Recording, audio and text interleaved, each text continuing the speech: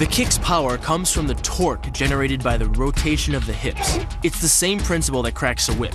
Turning the hips just a few degrees forces the foot to travel a much greater distance and creates a lot of speed as it does. The longer the leg and quicker the rotation, the faster the kick. And unlike karate, Muay Thai fighters are also taught to strike with the hard bone of the shin. A Muay Thai kick can generate roughly the same force as a baseball bat, enough to crack a rib or a leg. Basically, it works like a point of a knife. All the force is magnified by being concentrated in a small, hard area. Even if the elbow doesn't deliver a knockout, it will almost always leave a nasty cut and often end a fight. It's not the arms, but the legs that drive our fists. Like a piston, the explosive power of the legs is capable of generating hundreds of pounds of force, all to a very vulnerable area, the soft underside of the opponent's jaw. Like the Hanuman move, the flying knee relies on the explosive power of the legs. But rather than spread the power of our blow over two fists, it concentrates it into the spear point of the knee and combines it with the force of gravity. It's the equivalent of hitting our opponent in the chest with a sledgehammer.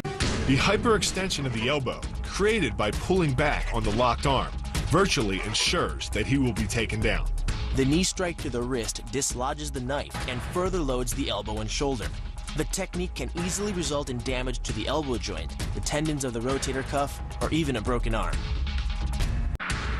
The key to this move is turning your opponent's lower arm into a lever.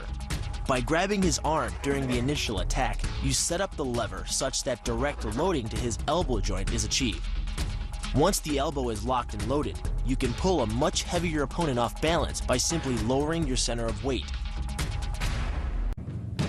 With practice, the ninja can hit his intended target from distances as great as 45 feet. At impact, that's more powerful than a Major League Baseball pitch. This move is more about timing and precision than power.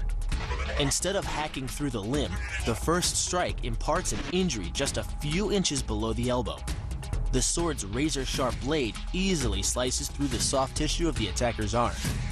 This opens up his defense and provides the ninja a clean opportunity to deliver the kill stroke, a powerful shot to the top of his head. The move works by using your opponent's own body weight against him. The first strike can land at speeds greater than 20 miles per hour and can stun your opponent with the same injury-producing energy as dropping a bowling ball from over 11 feet onto his torso. By using his arm as a lever in conjunction with the leg sweep, you drive your opponent to the ground. Once he is on the ground, you follow up with a devastating strike to his face. The secret to the move is wrist control. By rotating your opponent's wrist to the maximum extent of its range of motion, the bones of the wrist lock against the bones of the forearm and make it impossible to bring the strong muscles of the upper arm to bear. Then, you can pull your opponent off balance and into a potent knee strike. The combined force of the knee strike and your opponent's forward momentum can be as much as 2,000 pounds, enough to dent sheet metal.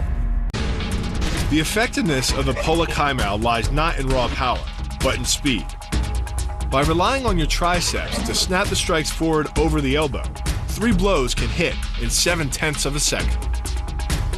The final impact of the strike to your opponent's face can deliver as much as 175 watts of power, more than enough power to stun him or crush the cartilage of his nose. You then add insult to injury, firing one last shot into one of the most sensitive regions of the body, the groin.